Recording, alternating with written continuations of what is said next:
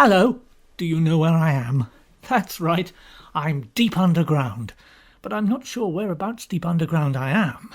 It was the British National Radio Archive, as usual, but I think I've taken a wrong turning. I'm in some sort of subterranean corridor I don't think I've been in before. Let me strike a match.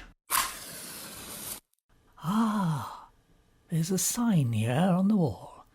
It says, "Cancelled by order of the government, not to be broadcast ever again." Let's have a look. There's a memo here. It's the one and only episode of a British science fiction serial called Moon Men, and apparently the science that it depicted was so close to the actual truth that the British Secret Service believed that they must have been infiltrated by one of the writers, so no more were ever made. It's believed that this episode, even though it was only heard once and broadcast for children, greatly helped the Americans and the Russians in their space program. Well, obviously it's against the law to broadcast it, so I'll put it back. You may be wondering while I'm pottering around here if I've come up against any more episodes of Upright, The Further Adventures of an English Gentleman, or whatever it's called.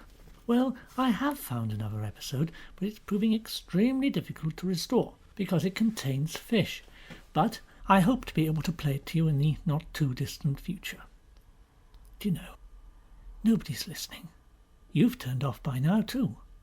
I think I'm going to slip this reel-to-reel tape on the machine before the match burns down and have a listen to the pilot episode. But remember, if you are listening, don't repeat a word of it to anyone. Coming soon to your radio station, Moon Men. Moon Men. Moon Men. A secret meeting of Britain's top-secret Space Pros and Cons Committee, somewhere in 1950s Great Britain. Gentlemen, I have grave news. It appears that America is poised to send a rocket ship to the moon before us. I need hardly say, gentlemen, that we cannot let them steal a march on us. If they get there first, the planet Moon will become another one of their states. We must take it for the Empire. Exactly. But what are we to do? We have no rocket ready to go anywhere. Gentlemen, and Miss Fortescue, there is but one man, an old colleague of mine.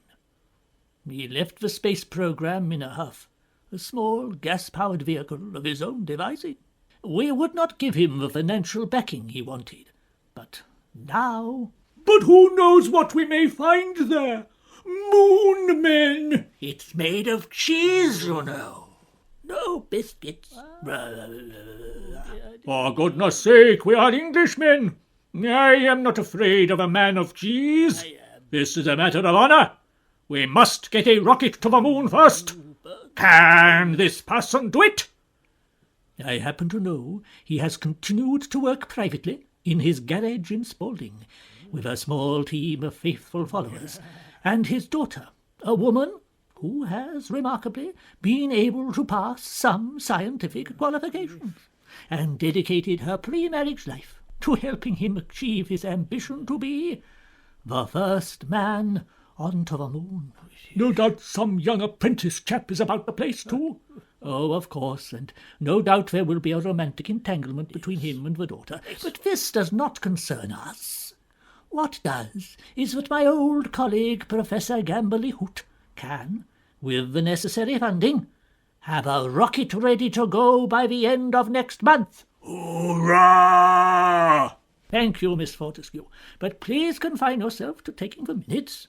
How close are the Americans? Have we time? Have we time? If we act now, we might make it.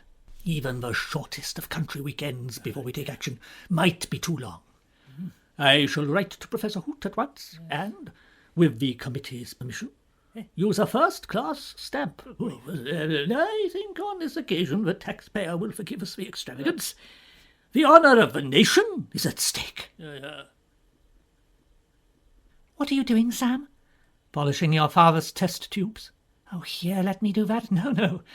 You're more qualified than I am, for all that I'm a man. Don't let it rankle, Sam. I wouldn't want it to rankle. I shan't. It's simply, well, you've more important things to do. I can't design the repulse loop propeller feed system for another minute today. I was thinking of our supper. Oh, that's all right. It's in the oven, and the potatoes don't need to go on until 1:15. It's amazing how you do so much. Well, once I start peeling, I don't know when to stop. We'll get through them, though. We always do. Where would we be without you? Pretty, clever, and you know what to do with potatoes. You've been working hard, too. I can see your face in those test tubes. Where is Father? Locked in his laboratory. It's so frustrating for him. If the government would only fund his vital work, the rocket would be ready in no time. He's always having to find cheaper alternatives. He wanted to build it out of bricks, but he's had to use thatch. What's the time? 7 o'clock. Splendid. Who's a pretty boy, then? I knew a parrot could be trained to be an effective onboard computer. Once you learn to say all the other times of a clock, and which are appropriate to what part of the day, I can move on to teaching you how to calculate gravitational angles. Theo the hamster has proved a grave disappointment on that score. Literally. 3 minutes to 2. 3 minutes to 2. Already? I must get on. Come in. Come in. Sorry to disturb you, Father, but it's nearly time for tea. Oh, another moment, my dear. I almost have the self-renewing fuel system licked. Your discovery of a saliva-based battery is brilliant, but it's too much spittle for one man. I cannot let another take the risk. Not until it's fully tested. 1700 hours? What does that mean? 17 o'clock in moon time. There. Now, light. Oh! Well, at least we know it's safe. If only I could afford a team of lickers, we'd be in orbit in no time. Professor, this letter's just arrived. First-class post. First-class post? Somebody's got money to burn. I think it's from the ministry. It can't be. Not with a first-class stamp. Let me see. It is from the ministry. Look, you see, it says there on the front. From the ministry. I wonder what it says inside. Open it, Father, open it. Good heavens, this can't be right. The ministry want me to restart my work. They want my rocket. They want to go to the moon.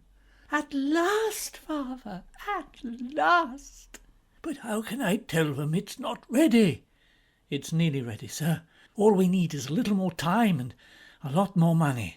It says here, if we don't get the rocket up by next Friday, the Americans will beat us to it. Then that rocket will be up by next Friday. I admire your confidence, but I don't know that we can do it. The parrot half trained, and the Thatcher can't get you till Wednesday. You're forgetting one important thing, Professor. They are Americans, but we are British.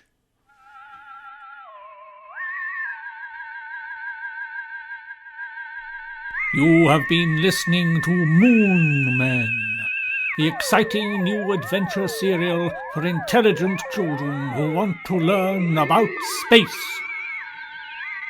The story continues next week in episode 2 of Moon Men.